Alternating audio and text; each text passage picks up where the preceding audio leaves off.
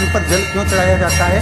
क्योंकि भगवान शंकर की सबसे छोटी लड़की जो है वो अशोक सुंदरी है, और ये जो छोटी लड़की है अशोक सुंदरी, ये नारी को अखंड सौभाग्यता का वर प्रदान करती है। कौन सी नारी को? किस नारी को अखंड सौभाग्यता देती है?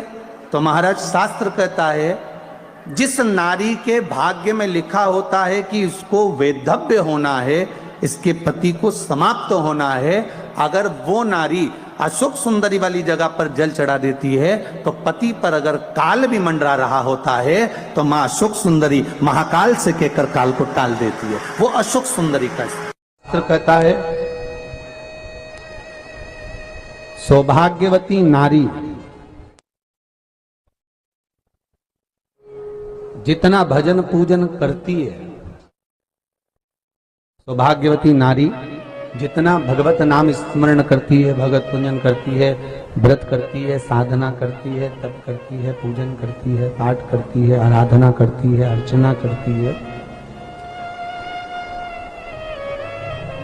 उस सौभाग्यवती नारी का किया हुआ दान, पुण्य, धर्म, भजन, कीर्तन, स्मरण, सेवा, चाकरी उसके पति के भी काम आती है और उसके पुत्र और पुत्री के भी काम आती है। एक सौभाग्यवती नारी के द्वारा किया, आवाज पकड़ रहा है,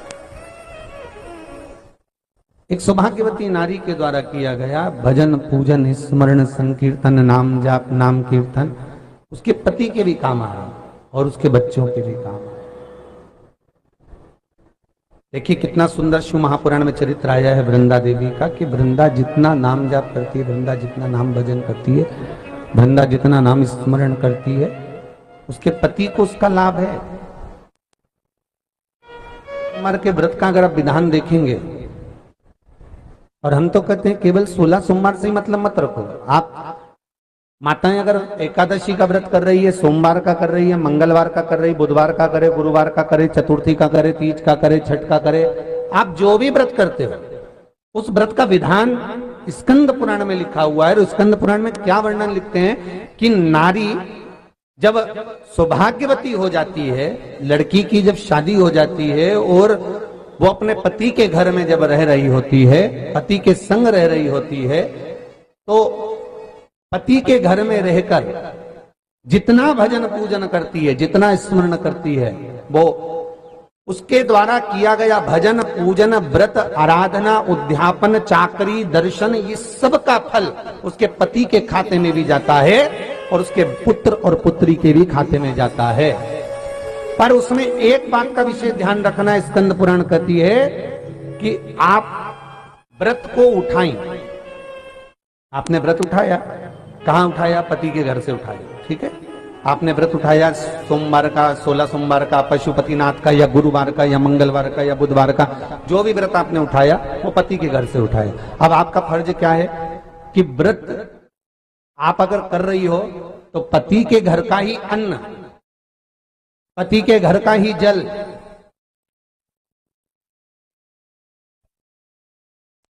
पति के घर का ही सुख आनंद महाराज हमको प्राप्त हो।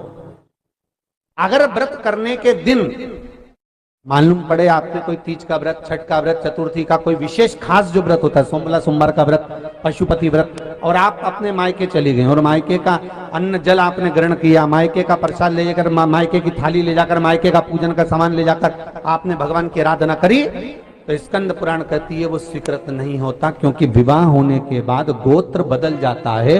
उस गोत्र का अन्न चाहिए, उस गोत्र का भाग चाहिए। लगने लगे कि हाँ बहुत कष्ट है, कर्जा भी बढ़ गया, तकलीफें भी बढ़ गई, बहुत दुख भी बढ़ रहा है, कहीं परिवार सही नहीं चल रहा है, तो प्रयास करते रहा करो। हफ्ते में एक बार एक चावल का दाना जल के पात्र में डाल लिया, एक काली मिर्च जल के पात्र में डाल ली, और उस जल को ले गए, थोड़ा सा चंदन का छींटा डाल दिया, ले जाकर शिव जी को समर्पित कर दिया। शंकर को जल चढ़ाने के लिए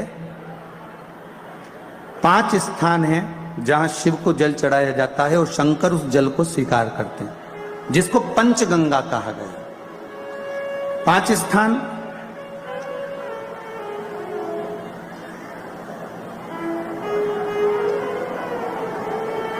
अच्छे से समझ लीजिएगा, जब भी शिव मंदिर में जाएं तो ये 5 स्थान शिव को जल चढ़ाने के लिए। ये रखा है शिवलिंग, गोल जलाधारी, ये चरण जहां से पानी नीचे की ओर जाता है।